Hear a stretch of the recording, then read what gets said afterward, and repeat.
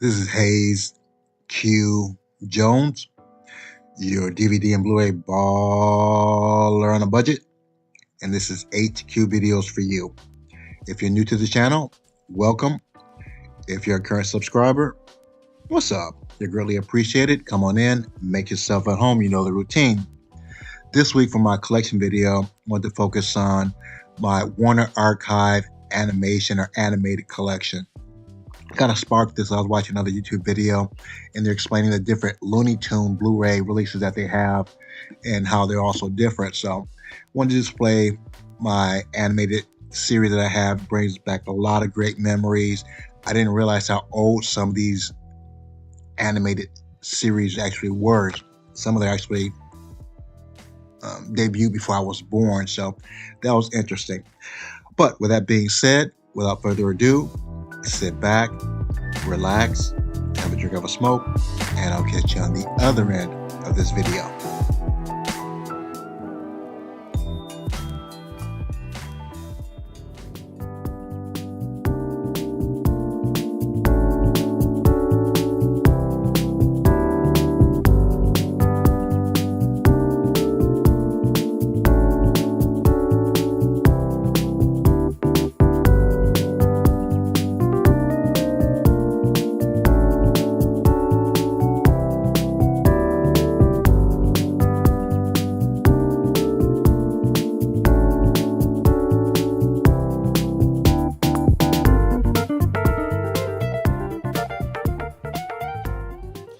We're back at the Black Cave.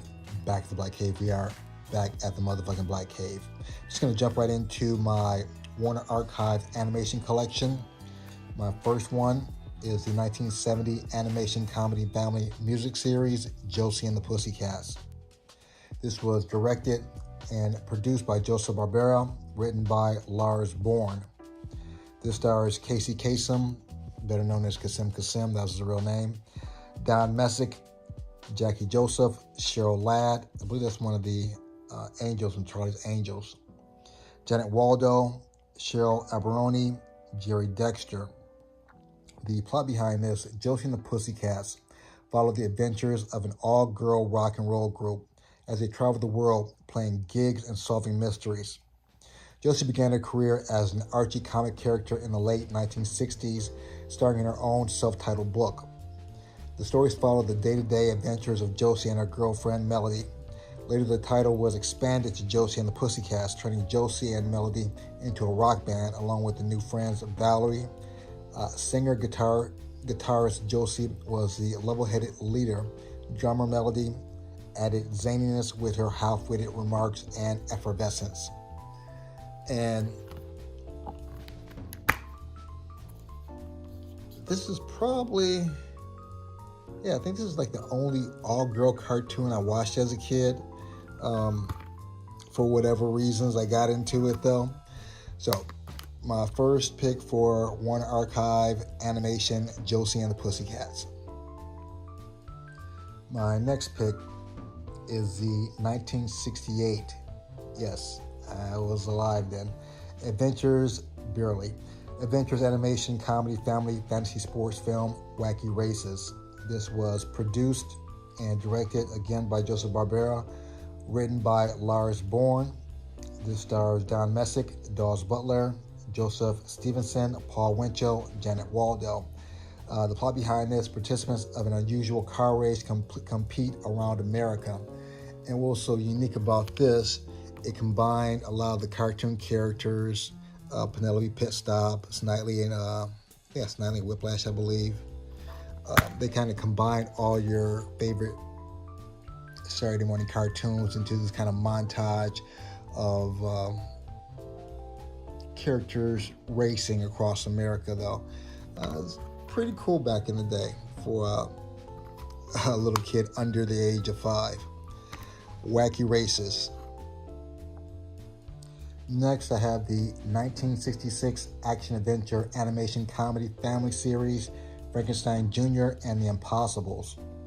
Again, this was directed and written by Joseph Barbera, directed and produced by Joseph Barbera. However, this was written by Eddie Brandt. This stars Paul Frees, Hal Smith, Don Messick again, John Stevenson again, and Ted Cassidy. The plot behind this, two cartoons packed into 1.5 hour. Frankenstein Jr. was a robot constructed by a boy genius to fight crime. He is a 30-foot mechanic robot that is summoned by a ring that is wore by Buzz, Dr. Conroy's son. The Impossibles were undercover agents disguised as a rock group.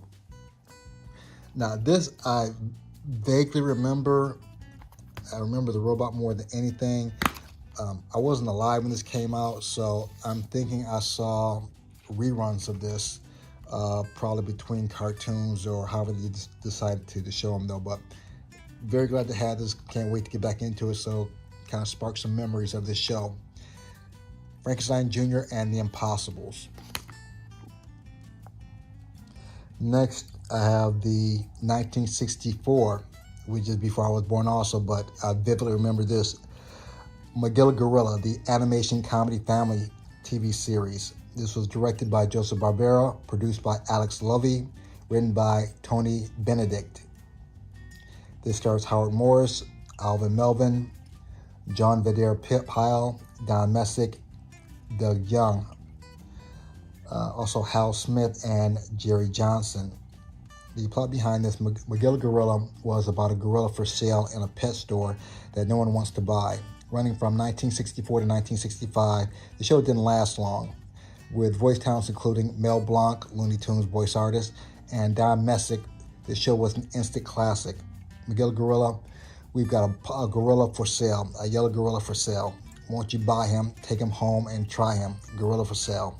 See in the window, Magilla Gorilla, full of charm and appeal. Handsome, elegant, intelligent, sweet. He's really ideal. So if you want a yellow gorilla, you can call your own a gorilla. Again, it only lasted one season, but it's actually 3 discs out of this one. Magilla Gorilla.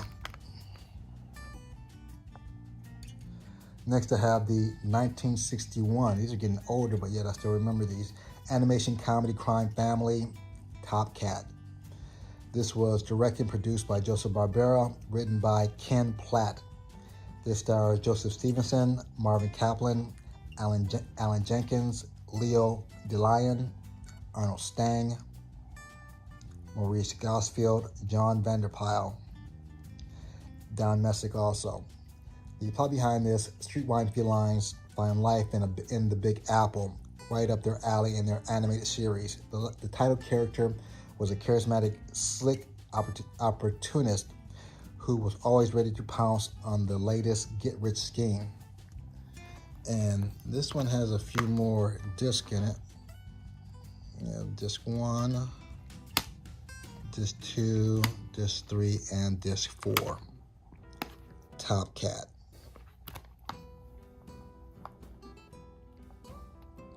Next, we have 1958 animation comedy family series, The Huckleberry Hound.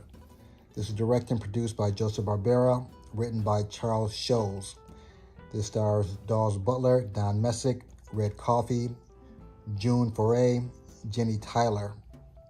The plot behind this, the series premiered in 1958 and starred a dim-witted, good-natured hound dog with a southern drawl. The show took television audiences by storm, sponsored nationally by Kellogg's Cereals.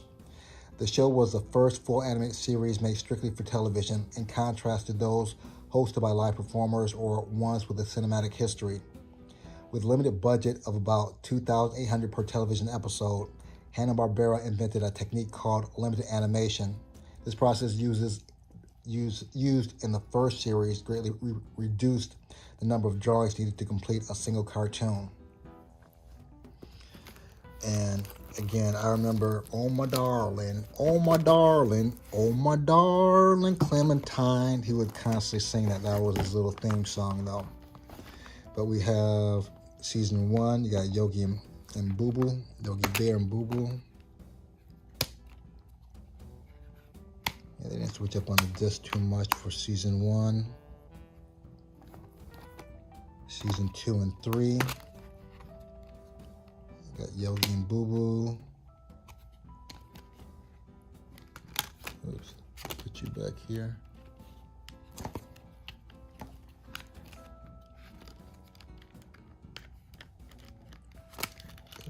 stay. There we go. Okay. That's the thing I hate about these things. They don't. There we go. Stick Yogi and Boo Boo. I can't remember the cat and mouse with these guys. Jinx, I think that was Jinx the cat. That's series 2 and 3. And this is Lupity or something like that. The fox. I think he had his own little spin-off also. So, but 4 seasons, that's pretty damn good for an animated series. Okay, Huckleberry Hound. My last pick is an anthology of Tom and Jerry from 1940 to 1958, the complete anthology. Now this was produced by Joseph Barbera, but well, directed, but a lot of different producers because there's over 114 different shorts in this. So see if I can get this out. Now there's another Tom and Jerry that's just a CinemaScope. I'm not positive if that one is different than these. I believe this is the complete one. I think the CinemaScope is just an abbreviation of this, but I am not positive. But very cool little booklet here. This is the unedited version with all warts and all. And if you're familiar with the 40s and 50s, they weren't necessarily so politically correct, and some of these quite downright racist. So, but it's nice to have these to look back on to see where we were in cartoons and animation, in television, movies in general, and how much we've progressed. But nice little booklet, gives the breakdowns of some of the different stories, the year or the date when they actually came out. So very happy to add this to the collection,